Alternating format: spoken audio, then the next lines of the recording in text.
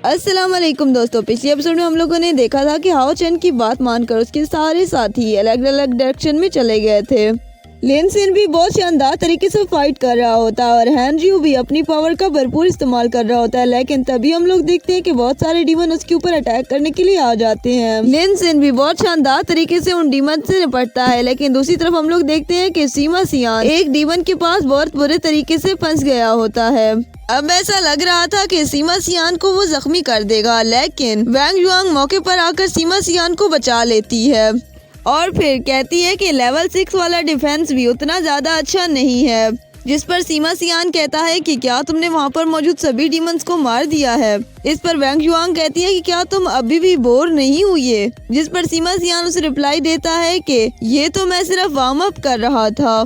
और फिर वो दोनों डीमन से फाइट करने के लिए चले जाते हैं। दूसरी तरफ हम लोग देखते हैं कि एक पावरफुल डीमन चिन के ऊपर अटैक करने के लिए आता है, लेकिन मौके पर ही लिन सिन आकर चिन को उसके अटैक से बचा लेता है और फिर वो उनके ऊपर अटैक करने लगता है। दूसरी तरफ वो कहता है कि बिल्कुल लिसिनियन ने मुझसे सही कहा था, क्योंकि लिसिनियन ने उससे कहा था कि तुम्हें अटैक मैजिक सीखना चाहिए। तुम्हें तो इसकी जरूरत नहीं है, लेकिन टीम के अंदर एक ऐसा शख्स जरूर होना चाहिए जो कि मैजिक अटैक कर सके। लेकिन अब मैंने अपने प्लान को चेंज कर लिया है।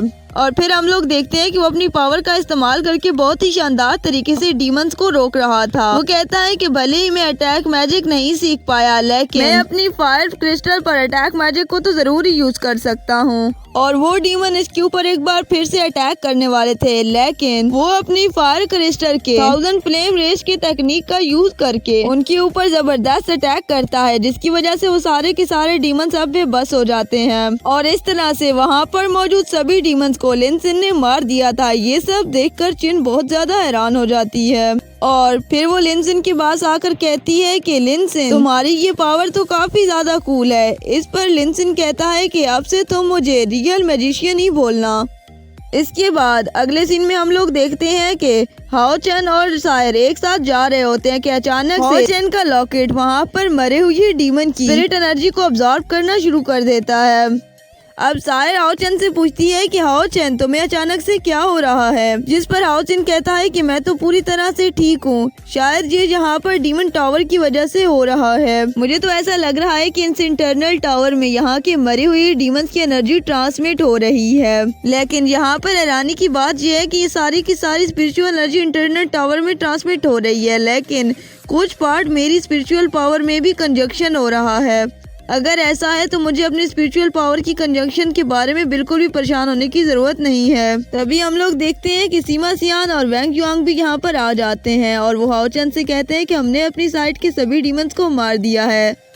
तभी हम लोग देखते हैं कि लिन सिन और चिन भी यहाँ पर आ जाते हैं और आहिस्ता आहिस्ता वो सभी लोग यहाँ पर जमा हो जाते हैं। उन्हें देखकर हाओ चिन कहता है कि अब सभी लोग यहाँ पर आ गए हैं तो क्यों ना जो बाकी डीमंस रह गए हैं उनको भी मार डालें। लेकिन फिर थोड़ी ही देर बाद हम लोग देखते हैं कि एक गार्ड के साथ एक डीमन फाइट कर रहा होता है, लेकिन वो गार्ड अब उस डीमन के सामने बेबस पड़ रहा होता है, क्योंकि डीमन उससे ज्यादा पावरफुल होता है। वो जैसे ही डीमन उस गार्ड को मारने वाला होता है तो अचानक सही समय पर सीमा सियान आ जाता है और उस गार्ड को बचा लेता है। दूसरी तरफ हाओ चेन और सायर भी डीमंस को मारने में बहुत ज्यादा बिजी होते हैं। तभी हम लोग देखते हैं कि एक छोटी लड़की अपने टॉय को लेने के लिए जैसे ही वहाँ पर आती है तो वो एक डीमन के सामने आ जाती है। डीमन उसे मारने ही वाला होता है, लेकिन सही समय पर डूजी आ जाता है और उसे बचा लेता है और फिर वहाँ पर मौजूद सभी डीमंस को वो मारने लगता है। वो जैसे उन्हें मार रहा होता है तो हम देखते हैं कि बाकी बचे हुए डीमन भी अब डूजी की तरफ आ रहे होते हैं। डूजी उन डीमंस को मारने के लिए आगे बढ़ता है तो वो छोटी लड़की डर जाती है। इस पर डूजी उसे कहता है कि अगर तुम डर रही हो तो अपनी आंखें बंद कर लो। इसके बाद डूजी उस लड़की को अपनी गोद में बिठाकर उनसे फाइट करता है और वहाँ पर मौजूद सभी डीमंस को मार देता है। ये सब देखकर हाओ चेन डूजी से बहुत ज्यादा इम्प्रेस हो जाता है। फिर हम देखते हैं कि डूजी उस छोटी लड़की को अपना टॉय दे देता है और वो अपना टॉय लेकर यहाँ से चली जाती है। और इसके बाद वो हाओ चेन से कहता है कि क्या तुम डीमन हंटिंग ग्रुप वाले हो। इस पर हाओ चेन डूजी को जवाब देते हुए कहता है कि हाँ, मैं डीमन हंटिंग ग्रुप वाला हूँ। और इसके बाद वो कहता है कि तुमने हमारे बारे में बिल्कुल सही अंदाजा लगाया है। हम डीमन हंटिंग ग्रुप के लेवल 24 ग्रेड 20 के हैं। उसकी बातें सुनकर डोजी उसका शुक्रिया अदा करता है और कहता है कि मैं जनान पास का कमांडर हूँ। इसके बाद हाओ चेन उससे पूछता है कि डोजी, यहाँ की जनान पास की अब सिचुएशन कैसी है। जिस पर डूजी उसे बताता है कि तकरीबन सभी डीमंस मारे जा चुके हैं, अभी सिर्फ जनान पास के कुछ न्यूज के आने का वेट कर रहे हैं। और इसके बाद हाओ चेन कहता है कि मैंने जनान पास के सारे बैटलफील्ड को देखा है और मुझे लगता है कि अब इसे खत्म हो जाना चाहिए। लेकिन तभी अचानक से ये जगह हिलने लगती है और फिर साथ ही इस जगह पर बहुत सारे पर्पल कलर के बबल्स बनना शुरू हो जाते हैं। ये सब चेक करने के लिए गार्ड आगे बढ़ता है और जैसे ही उस पर्पल कलर की बबल को टच करता है उसकी पूरी बॉडी डिस्ट्रॉय हो जाती है।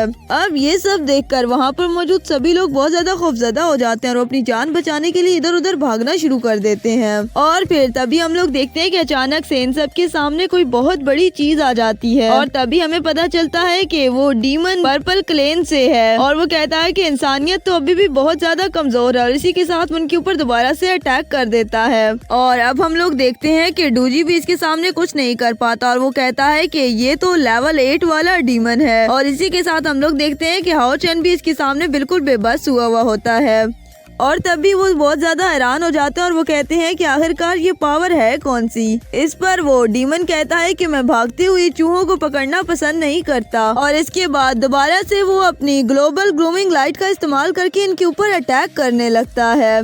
सच तो ये था कि अब उस डीमन की पावर के आगे कोई कुछ भी नहीं कर पा रहा था और सभी के सभी वहाँ पर फ्रीज हो जाते हैं। दूसरी तरफ डूजी कहता है कि मैं तो इस बात पर हैरान हूँ कि ये कैसे हो सकता है, क्योंकि लेवल 8 वाले सारे डीमंस को और उससे ऊपर भी जितने डीमंस थे उन्हें सबको फॉर्मेशन में सील कर दिया था। और ये सब सोच कर भी वो बहुत ज्यादा परेशान हो रहा था कि अगर इसने फॉर्मेशन को तोड़कर सभी डीमंस गॉड को बचा लिया तो यहाँ पर तो बहुत बड़ी तबाही आ जाएगी। लेकिन तभी हम लोग देखते हैं कि वो लड़का दोबारा से अपनी ग्लोइंग लाइट का इस्तेमाल करके उनके ऊपर अटैक कर रहा था और वो कह रहा था कि इस तरह तो इनको मारना मेरे लिए बहुत ही ज्यादा आसान है। और अब इस तरह से उसके सामने कोई कुछ भी नहीं कर पा रहा था और वो बहुत ही आसानी के साथ यहाँ पर मौजूद गार्ड्स को मार रहा था। तभी हम लोग देखते हैं कि अचानक से वो छोटी लड़की भी मरने वाली होती है। ये सब देखकर हाओ चेन फौरन अपनी हॉली चेन फॉर्मेशन पावर का इस्तेमाल करता है और इस तरह से वो उस लड़की को बहुत ही आसानी के साथ बचा लेता है। अब ये सब देखकर वो डीमन कहता है कि वेरी इंटरेस्टिंग और इसके बाद वो मजीद कहता है कि सिर्फ लेवल 8 से ऊपर वाले लोग ही मेरे इस ग्लोइंग लाइट को रोक सकते हैं और तुम क्या लेवल 8 पर हो। इस पर हाओ चेन कहता है कि अब अगर तुमने किसी और को मारने के बारे में सोचा तो मैं तुम्हें नहीं छोड़ूंगा। इस पर वो लड़का कहता है कि वेरी इंटरेस्टिंग, तुम मुझे कुछ कहोगे, तुम तो अभी खुद लेवल 5 में हो, तुम अभी सिर्फ और सिर्फ लेवल 5 में हो और तुम्हारे अंदर इतनी हिम्मत है कि तुम लेवल 8 वाले शख्स को चैलेंज कर रहे हो। इस पर हाओ चेन जवाब देता है कि ये सभी पावर मेरी स्वर्ड के अंदर से आ रही है और इसी के साथ हाओ चेन उसका मुकाबला करने के लिए चला जाता है। और दूसरी तरफ हम लोग देखते हैं कि वो लड़का भी अब अपनी ग्लोइंग लाइट का इस्तेमाल करके इसके ऊपर अटैक करने लगता है। तो दोस्तों इसी के साथ हमारा आज का एपिसोड यहीं पर खत्म हो जाता है। क्या आपको लगता है कि हाओ चेन उसका सामना करके बाकी के लोगों को उससे बचा लेगा? अपनी राय का इजहार कमेंट सेक्शन में जरूर कीजिएगा। वीडियो पसंद आई है तो वीडियो को लाइक और शेयर कीजिए और चैनल को सब्सक्राइब कीजिए। मिलते हैं नेक्स्ट वीडियो में, तब तक के लिए अल्लाह हाफिज।